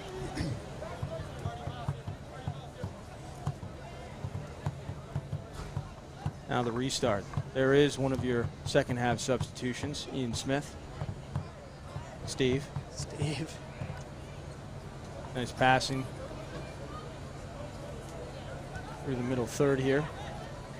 Forward to Andrews. Good idea. Once again, good idea. We talked about the keys of the game, like play the perfect match, start to live up to potential. I still see a lot of errant passes, things that we need to clean up in order to, I mean, it's 3-0. I don't see this one going any different direction than it's currently slotted to go, but still, you'd like to see. A lot of time left, John. You'd like to see cleaning some things up and starting to assert that dominance. Yes, absolutely. Good footwork by Mesjin. Well done. That's Loeffler on the ground to force a throw in for Minneapolis. Ba with the restart. Now Andrews. Sacco Willis has got carte blanche to get forward here. Gagliotti clearing it out.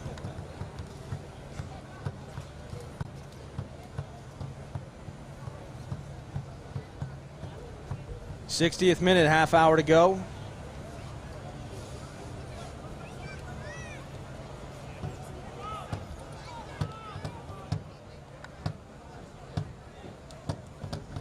Ruiz Plaza. Tough first touch by Perrins, but he rebounds. Now Olsen to Andrews. Could have been pulled down by Verduga, who's sitting on a yellow card. Smart by Verduga. He wanted to put that ball into the parking lot, and that would have been the second yellow.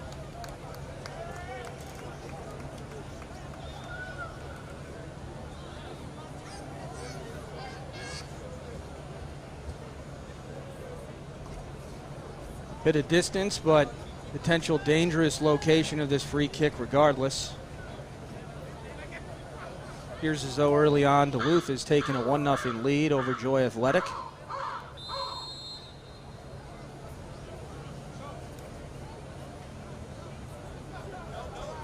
It'll be Abdallah Ba off the upright. Goal kick, La Crosse. I've seen Abdallah bury that particular shot multiple times.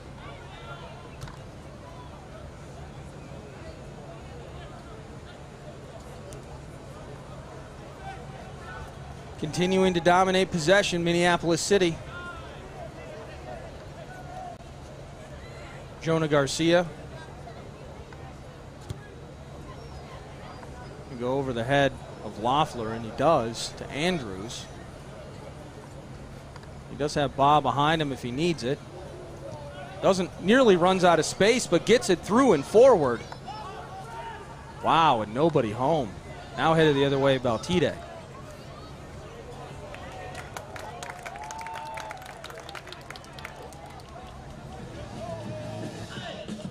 And here we are again. Miles of space. Loads of possession.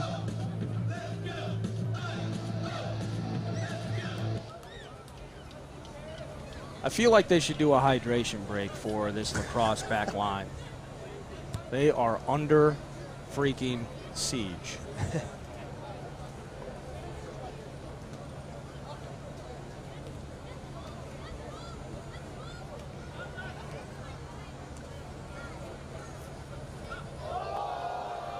Here's Mesjin.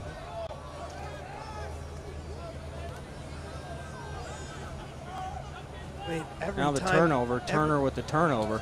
Every time the ball's on their foot, it's just it's like a, not a hurry up scenario, but it's just like it's anxiety all of a sudden just kicks in. Well, that was part of why I broached at least a topic, although what do you say, is if you're lacrosse, and there is on paper a significant class differential in terms of the quality, what are you trying to get out of this? And unfortunately, what I've watched from the visitors is a team that lacks defensive competency and has no urgency. Again, another defender making a bad giveaway in their defensive third. And so I can understand lacking confidence in those sorts of things, but I do want to see, nice turn by Andrews, the shot. Oh my goodness. Andrews with maybe his 4th or 5th on-target shot by himself in this game. And now Bach, can he get the right foot? He does. Gagliotti deflecting. I mean, Andrews, Bach knocking it off of Mateo. You can't buy a bucket, man. Again, but my goodness, Kevin Andrews. We'll split the bar in half there.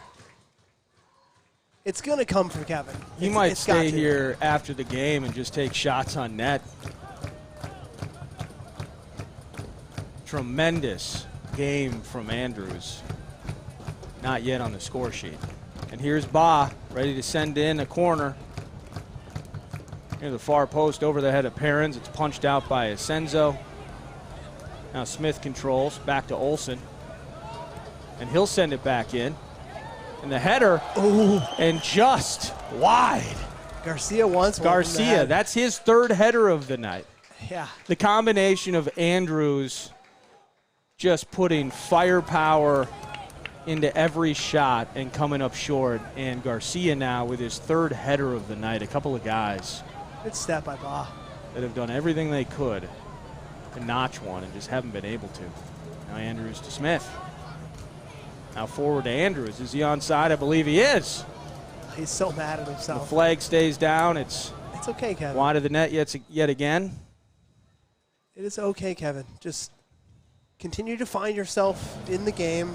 Continue to take those shots. Something will fall. If you're Van Benskoten, you better not sub him out.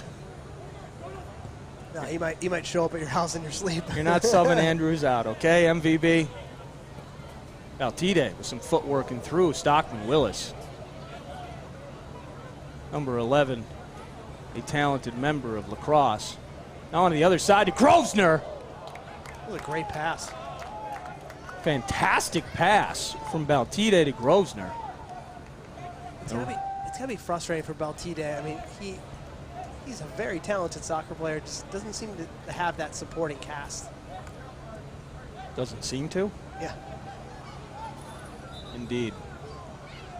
Cole Schwartz finds himself on the turf. Free kick, Minneapolis City.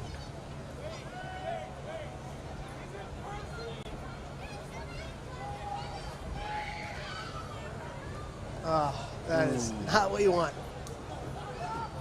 Can't tell whether Ba knew that was coming, but quickly turned over and headed the other way. We got numbers. Now here's Mesjin. Through to Andrews. Schwartz is with him. Through to Schwartz. Kevin needs to relax. He's forcing it now. He's in that area where it's gonna happen.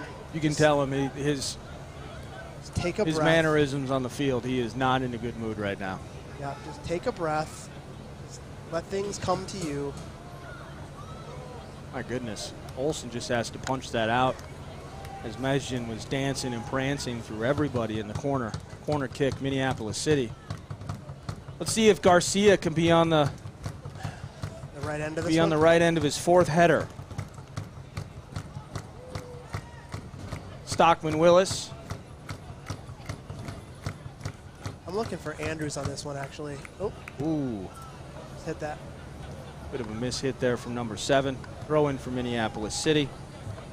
Fans, Minneapolis City isn't undefeated on 67th minute. Now entering the 68th minute. The city is grateful to be in the good hands of our longtime sports medicine partner, Twin Cities Orthopedics.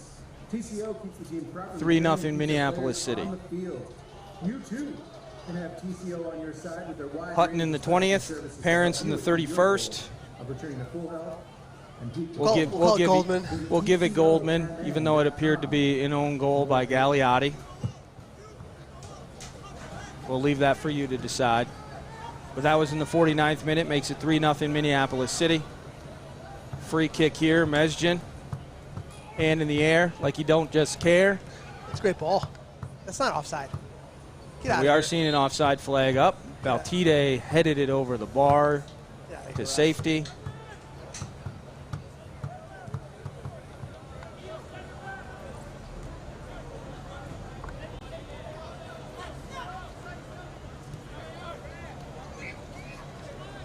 And the Brockmeyer-style broadcast continues on.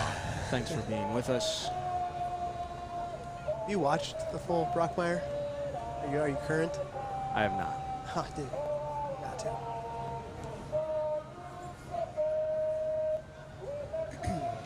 Stigwart's warming up with Javier Juarez. Off the foot of Schwartz. Goal kick, lacrosse. Yeah. Minneapolis City poised to begin the 2021 season 9-0. 9 wins, 27 points. A significant margin between Minneapolis City and second place in the division. As of now, a plus 28 goal differential. And for the 10th time tonight, lacrosse fooling around with it too much in the back, nearly leading to calamity. Yeah, citizens are hoping that lacrosse leaves their sunroof open. Parents has some space. Just fooling around with people at this point. Mesjin, now Ruiz Plaza. Back to Perrins again. A bunch of space. Now Cole Schwartz. Oof. Cole wants one. Off target, through the legs of one Quentin Olson.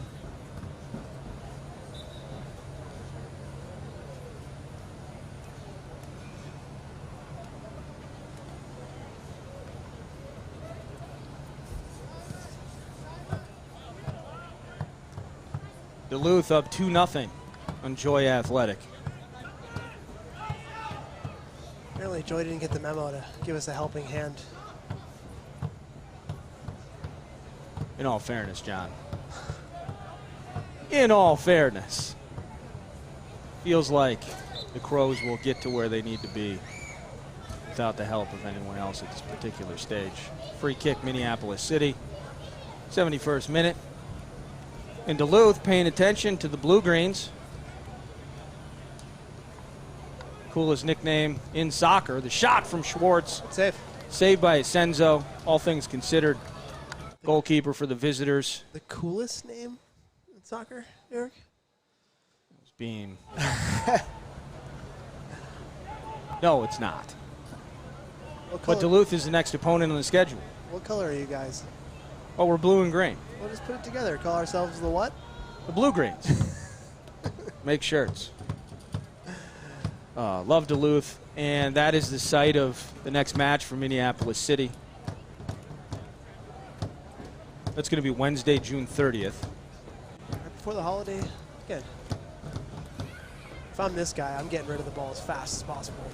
Celebrate the birth of a nation, then come back July 10th as Joy Athletic are in town, as they're just in Minneapolis. They took the Lowry Tunnel. This is if Ruiz Plaza's day is over, and Captain Max. Mr. Stigwart. So what's that going to do? That's going to put Mesjin. Man, Mesjin just keeps getting moved up. Substitution for Minneapolis City in the 72nd minute. Coming on the field, number 8, Max Stigwart. Replacing number 3, Samuel Ruiz Plaza. What did you think of Ruiz Plaza getting his first work, as you mentioned, in quite a long time? I thought he played really well. Oh, that's $1. Through. I would say that. How about full control of the Meg, by the way? Yeah. He executed the Meg and then controlled it on the other side. Nearly got, well, he got another shot off, winning a corner here. To go back to your question, I think Ruiz Plaza just showed classic Ruiz Plaza. Like, constantly active, good on both sides of the ball. Oh, Smith just... And that's not he offside. definitely... It wasn't offside. I thought he came from an offside position. Yeah, he established himself. Well, you know... we have our last. What, are you emotionally connected to this club or what? I mean, My goodness, your yeah. bias is just oozing out of the things that you say. I mean, if you don't like it, turn off the sound, Ridiculous. Right? Turn off the sound, let Tyler and Tyler's brother, who handle our production and our camera work, let them just show you the way without hearing us two. I never. Baltide. Grosvenor. The indecisive one. Oh, there we go. Yep. See, he I don't know. I'm not gonna shit on a guy, but like every single time. FCC related. My goodness. Sorry. Artie Parents heading the other way. Every time he gets the ball, it's his indecisiveness that kills everything offensively that they have. And he has the ability to fire rockets. Yeah. And be assertive and make plays. Absolutely. So it's a frustrating thing. But to go back to your question, I think Ruiz Plaza. He showed classic Samwell. He had great individual 1v1 play, kept possession going, played good defensively, and good shift for him. I think he made a very good. We talked about playoff. Yeah, job an audition. interviews. Let's put something on the resume here.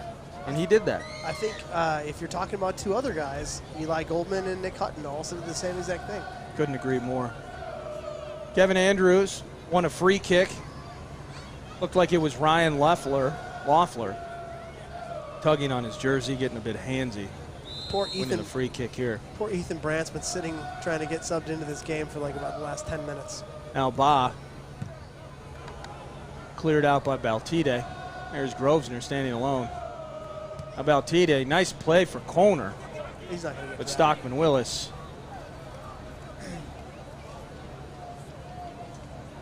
Shoot it. He's got room for the right foot, but Smith gets in the way. He waited too long.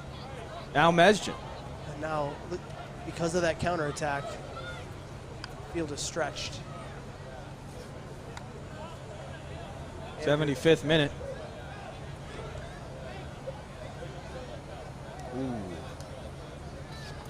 Trying to get through for Schwartz, but it's Gagliotti sniffing out that one. Not a corner in the middle. A dejected Ethan Brandt on the sideline. Just let me in Somebody, this game. I just want to play. Yeah. A whistle wouldn't hurt. Here's Olsen. The thing was, there was 3 stoppages of play that he could have gotten in on. I don't know why the ref didn't let him in.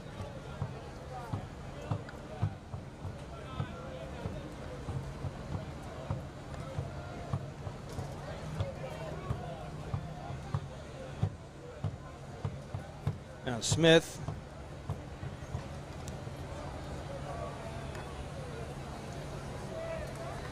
Parents get there. He nearly does. Goal kick, excuse me. And now we will see a substitution. Interested to see who's coming off. It'll be Darwin Carranza hitting the showers and Ethan Brandt entering just as we enter the 77th minute. Looks like Artie Parents, his night's done. Goal scorer, 31st minute goal for Artie. Again, high level work rate. And Javier Juarez, number 23, replacing him. Coming off field for Minneapolis City is number 23. Would be nice if the Crows wore the same numbers every game, but who am I to judge? Arthur Parents. It would be nice. Especially for guys like us trying to figure it out. Yeah, what about us?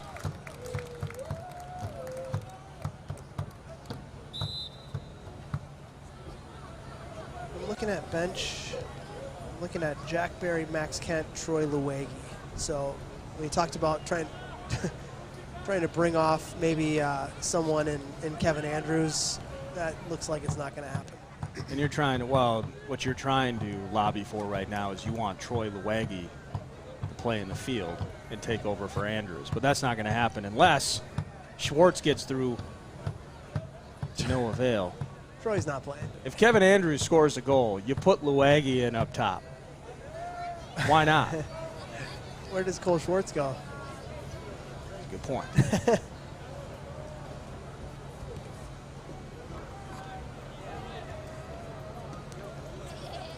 There's Juarez. Call him the cat. Gato.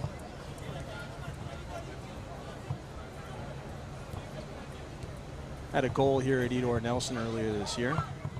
Big goal, actually. Was it the go-ahead goal I believe it was. in that game? I believe it was. Nice ball. Now through to Andrews. The flag is up, How? and I'm starting to have... Can we get a replay on that? No. All right, whatever. Not going to complain. Great ball by Smith. Fantastic ball by Smith. And another substitution. It looks like Jack Barry heading on for Abdallah Ba. Now Barry's a man in the middle, so that moves Olsen outside, right? Man, you are correct, Eric. That's what I do. Replacing number 26, Abdallah Ba. Thanks to Mpls for supplying us with some beverages in the booth here. Mpls Brewing in Minneapolis. Your home for Crows watch parties. Yeah. Big one coming up against Duluth. Except when the Crows are in St. Louis Park. Then if you're a Crows fan, you typically would just go to St. Louis Park. Right, yeah. But for Duluth, Wednesday night, maybe you head to Mpls. Olsen's Maybe in. Aaron Olsen is heading to the score sheet here. Some trickery, the right foot. Asenzo in the right spot. Snaps up the rebound. And the long throw.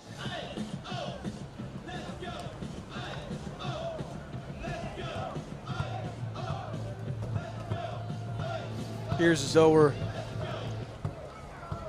last 10 minutes or so of the first half. Joy Athletic not enjoying a 2-goal deficit to Duluth. That in the first half. We are here entering the 80th minute, enjoying a 3-0 lead over visiting La Crosse. And it appears as though the lonely drive back to Wisconsin will not include a victory for the visitors. Still winless, 0-5-2, their 2021 record. I'm being honest, Eric. It's hard to win when you only bring 13 guys to a soccer game at this level. You have no chess pieces to move around if you need to. I would agree with that. I was going to make some sort of you're playing with 12 pawns type of reference. That was rude though, so I won't say that. Here's Stiegwart, 81st minute.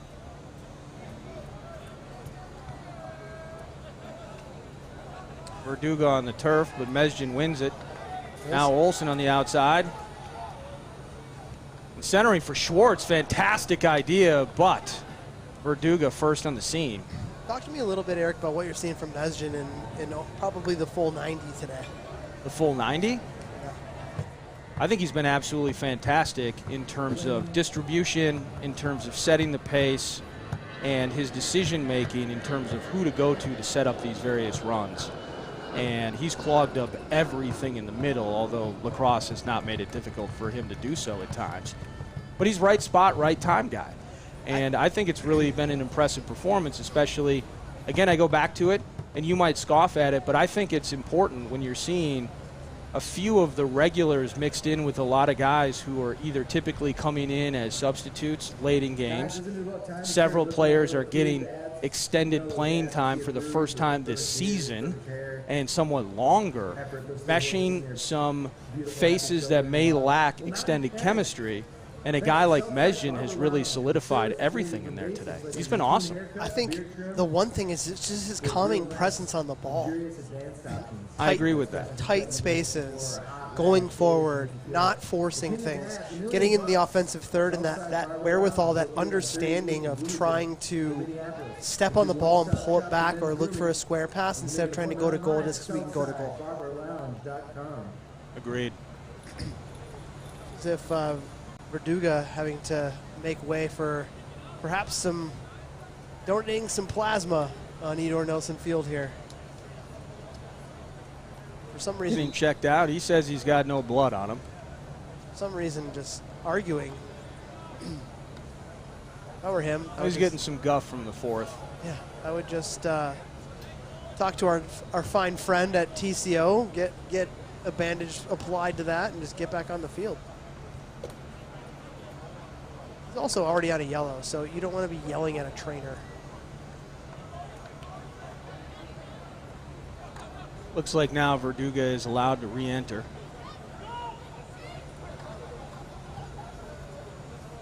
It's a good ball by Asensio. Indeed. Here's Olsen on the boundary.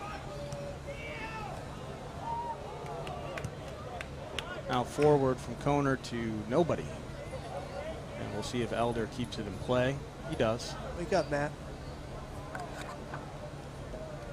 Good opportunity for Elder to remember what soccer ball looks and feels like. Very limited action tonight for Old Faithful. The Old Faithful is that's Trey Banhart. Oh, my fault. Sorry. Trey, I hope you're listening. How you doing, buddy?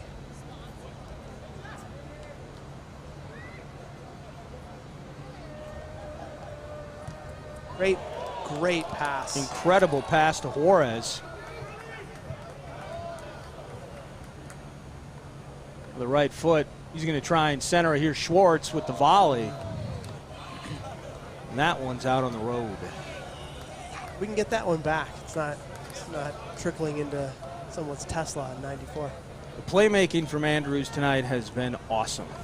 You know, if I'm Kevin, I'm going back and look at this. Yes, I'm frustrated with the fact that the lack of goal output, but a fantastic game. I mean, the runs he made off the ball, the distribution, the effort to put things on frame. I mean, he smashed the crossbar, almost broke it in half. I mean, it's going to come.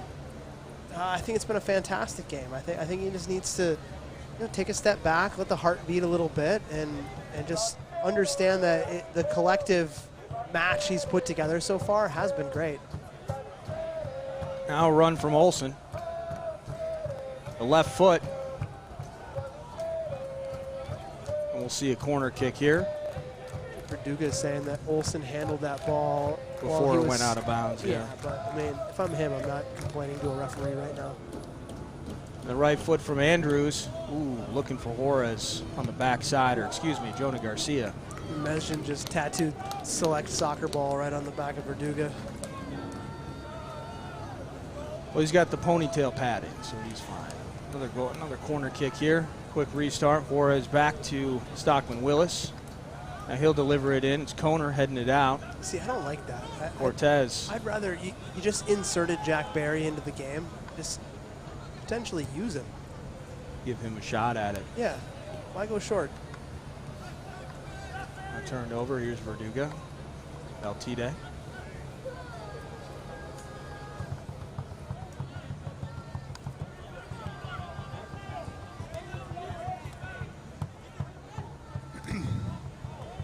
Got a Koner.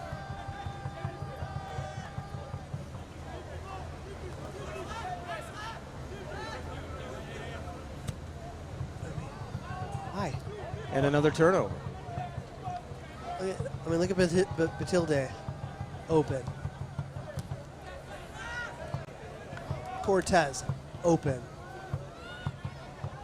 Grosvenor. Open. But you decide to try to play a long ball for some reason. My goodness. The offside flag is up yet again on Kevin Andrews. That has to be the fourth time tonight. I don't necessarily know if he was actually offside. Fans, be sure to join us on Wednesday, June 30th at Mpls Brewing for a watch party as we check out Minneapolis City against Duluth FC for what could be. Honest question, Eric. Match. Has Brandt touched the ball since he's been in? Haven't noticed him, John. The club will be there starting at 6. Final handful of minutes in this one. Drinking that sweet, sweet Mpls beer. We'll see you on June 30th. Warm up the bus, Lacrosse. Yep. It's almost over. 88th minute. Barry forward to Andrews. Looks like indeed Andrews will play the full 90 tonight. And the second yellow card now being issued to Andreas Verduga. Yeah, that And a was frustrated number 25. I didn't really see that as a bookable offense. no. It was Unless he said something. It was bookable. He kicked out after the play. Let's see if we can get a replay on that, maybe. Yeah, that's a foul. And didn't bring him to the ground. I don't know. And in the red It's a bit much, but he's been involved in a lot of. Well, he kicked a guy in the face, Yes. then got a yellow card, then fouled 3 guys, and then this is his last opportunity. I like that because it's Okay.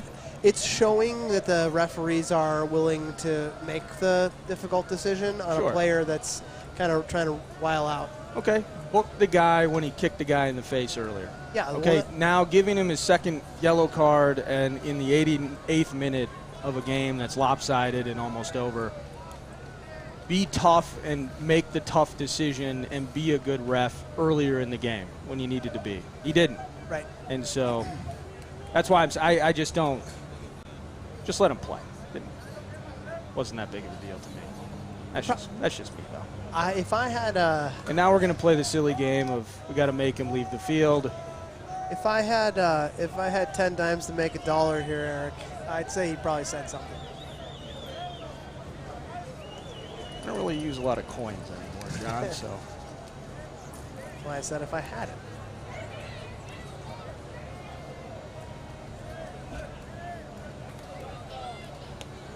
Entering the 90th minute.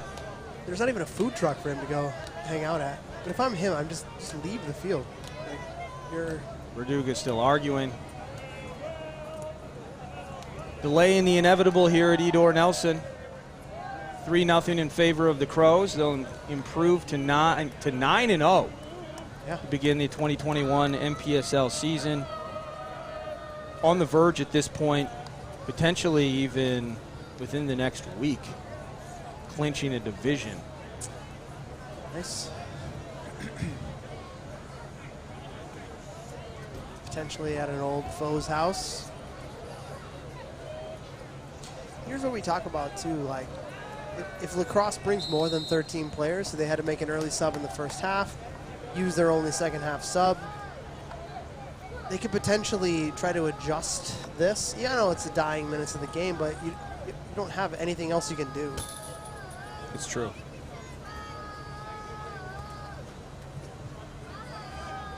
Let's see what we got for stoppage time here.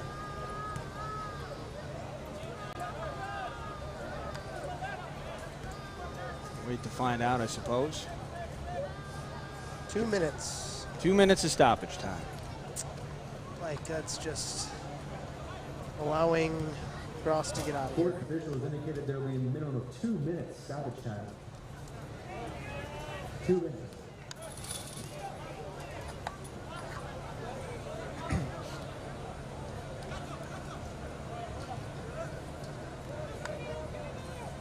Now it looks like the Crows potentially be entering a slight mode of cruise control, although looking forward for Schwartz there. And stopped by Turner. Getting away there, Schwartz through to his end zone.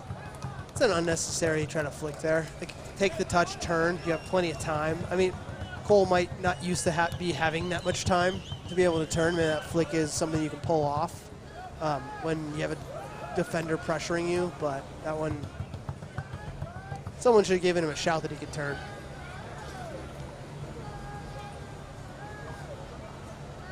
Now forward to Loeffler. Good step on Garcia. Oh, got something. It's Koner. And a Grosvenor. Following this, by the way, as we wrap up potential clean sheet for Minneapolis City, we're going to head into the Southside Barber Lounge postgame show.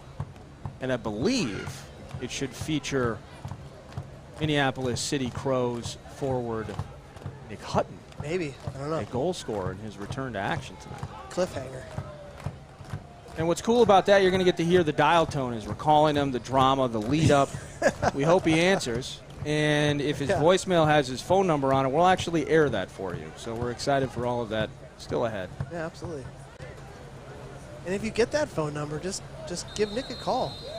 And there is the whistle. Minneapolis City still unbeaten, still undefeated, with a 3-0 victory over visiting Crosse Aris. The goal scorers include Nick Hutton in the 20th minute. It was Artie Parents in the 31st minute. I tried to give a goal to Eli. Well, you can give him one now.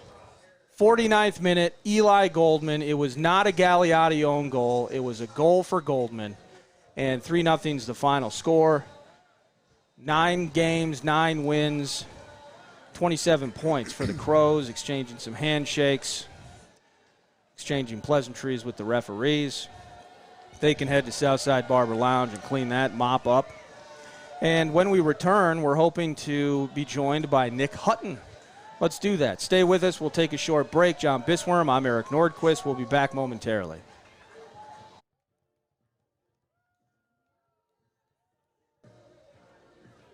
Hey, welcome back. Hey. We're live. That's awesome. Edor Nelson. SouthsideBarberLounge.com. Post-game show. Crows win 3-0. And as we await the inclusion of one Nick Hutton. There it is. Oh, it's ringing. It's ringing. Can you hear us, Nick? Hey, dude. There you are. Hey, there we go. It's Nick Hutton. And joining us now, Eric Nordquist, John Bisworm here. Nick, first of all, congratulations. Welcome back. How much did getting that tally in the 20th minute mean for your confidence and just the opportunity to be back on the field? Oh, it was just awesome to be back on the field. I think that booth duty really helped me light things up there. You did a fantastic job, by the way. Yeah, no problem. I'll tell you this. I think you're better on the field than you are in the booth. I love that. No offense. I'll say it's equal, to be honest. I thought you did a great job. Nick, talk to me a little bit about, when we look at the roster makeup, Midu's been logging a lot of minutes up top. Your inclusion now with what you can do, how does that help this team as we end the regular season and potentially look for the playoffs? I mean, I'm excited to get on the field with him, and, I think it gives a lot of crazy dynamics. Somebody likes to give us space. I think it's going to be fun to get in behind. I think Midu's so good at getting on the ball, at his feet, turning people, whereas I've got a totally different approach where I'm just trying to stay out of the midfielder's space, knock one down for him, and try to be a wall pass for people. So it's a little bit of a different approach, but I like having him next to me on the field. And then, some of those other guys too. It's just, Eli coming back is absolutely huge. Getting Artie out of the wing a little bit more. The depth is insane. Yeah, absolutely. And, I'm watching a game like this play out, and what are some challenges involved when you do have dominant possession, you have all of those offensive opportunities. There is that feeling of a lopsided effort taking place, but the challenge of staying focused and the challenge of keeping up the same work rate and effort level, despite the fact that at some point you feel like you're getting out of here with a victory. Yeah, I think the tough part is, when you get so many options, it's tough to stay, instinctual. And, maybe I have, you get on the ball, you can turn, you've got more options. Just trying to stay and do the easy things fast is kind of the mindset. It's hard to do, but it's what you probably should be doing. So, just trying to stay in good habits and things like that. So, we got in the first half a little bit sloppy, trying to play a lot of through ball and trying to run and gun a little bit, where I think in the second half we did a lot better trying to break it down around the edges and do things kind of the right way. We just, we're very good at executing that final ball. Hey, can you do me a favor? My last one for you here. Can you check in with Kevin Andrews, please? Because he had 5 or 6 solid attempts on net. He's just firing rockets. He doesn't get paid off. He's noticeably pissed off on the field. I am worried about Kevin Andrews and his mental state as we move forward into the week with Duluth coming up. Yeah, I think he'll be all right. I'm just trying to tell him to, take an easy goal. They don't all have to be absolute stunners, Take one where you're just going to roll it to the side netting. He hits the ball so hard, it's unbelievable. But sometimes it clearly just got away from him a little bit today, had the wrong side of luck. I don't think anybody's concerned about it. I think he's going to be more upset than anybody. Nick, we look at 9-0 You've been with the team for a few seasons now. Have we ever put out a side like this before? No. I mean, through our first 16, 18, 22 players, we got 2 squads that are just everybody's making each other so much better. I think people are so much calmer on the ball. We're playing a lot better soccer, whereas I think, in the past we're a little more direct. We're a little bit, kind of trying to find what our identities. I would take this team against any of the teams we played against in the past that, maybe we had to play more defensive or something. We don't have to be on the back foot against anyone. This team's unreal. Yeah, maybe a little bit rushed, maybe trying to find that goal. Now we know the goals are coming. Oh, yeah. It's just a matter of time and who. Not nobody's concerned about one player trying to put it in. We've got goals from all angles, all spots. Hey, congratulations. Thanks again, man, for joining us, and looking forward to seeing you on the field as soon as Wednesday and moving forward. Great work, man. Hey, thanks, guys. Cheers. See ya. Cheers. Nick Hutton, 20th minute, gets back on the field, gets back on the score sheet as part of a 3-0 victory for Minneapolis City, and you heard it from John, certainly not shy. His last question to Nick Hutton was basically, hey, how awesome are we? Have we ever been this awesome before? No, I don't think we have been. And it was fantastic. No, but the work rate tonight, and you saw, a big part of this as we wrap this thing up, John, is a lot of people, whether it's your term or otherwise, but the idea of an audition, the idea of getting important minutes in a game where, again, on paper, there's a difference in quality between the two sides, and there were several individuals that haven't gotten as many minutes or have returned from injury that I think made a statement tonight with their play that says, I'm here, I'm available, and I'm an option as you try to craft that postseason 18. Yeah. And that's Goldman. That's Hutton now potentially back in the mix. I love Parents, even if he's not starting. If Parents is an energy booster off the bench in a game that matters, that's a big freaking deal. So the depth that you guys were fawning over is a real thing. Ruiz Plaza hasn't been on the field in forever. He immediately comes back, and he's looking good. So a lot of decisions for Mr. Van Benskoten. Abdallah Ba. Aaron Olsen. And Olsen. Yeah. With the armband. A little bit of an embarrassment of riches, but I agree with you. I do not envy Coach Van Benskoten and the staff of trying to understand if it ultimately shakes out. We know the magic number to make the playoffs is 27 points. We just reached that. Oh. So there's a potential that we will be in the playoffs. By hook or by crook. There's a lot of games left, John. But there are a lot of games left, but 27 is the magic number to make the playoffs. I understand that. And we know that Joy Athletic, depending on what they do, they can't make the playoffs. We know that we already have games in hand from a points perspective and a tiebreaker perspective against Med City. We still have to play them. Same with Duluth. But but what I'm trying to get at is that I do not want to be the coaching staff trying to tell a guy that is performing the way that our whole entire roster is performing right now, that they can't make it to the playoffs. So it's going to be hard decisions, but those are good things to happen, because in the past, when we get to the postseason, what has happened to us, Eric? We've gone to Detroit City with 13 players because of problems. Yeah. Now we have a stable of 30 quality players where it's going to be real tough for us to be traveling with 13 again. Absolutely. I don't want to be the coaching staff making those decisions, but I do want to be the guy that says thank you, Pence Homes. I want to be the guy that says thank you to Twin Cities Orthopedics. And thank you to Southside Barber Lounge, SouthsideBarberLounge.com. That's his post-game show. And I also want to be the guy that's posted up at Mpls. Yeah, get there right now. Wednesday.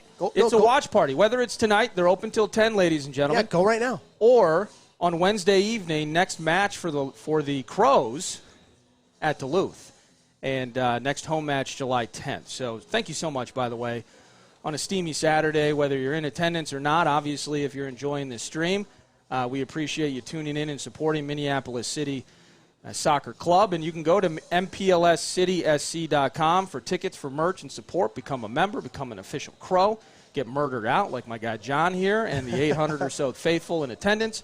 And looking forward to seeing what this team does next Wednesday night in Duluth, and we'll have all the updates and all the action for you. Thank you so much to John Bisworm, to Tyler, Nate up here in the booth.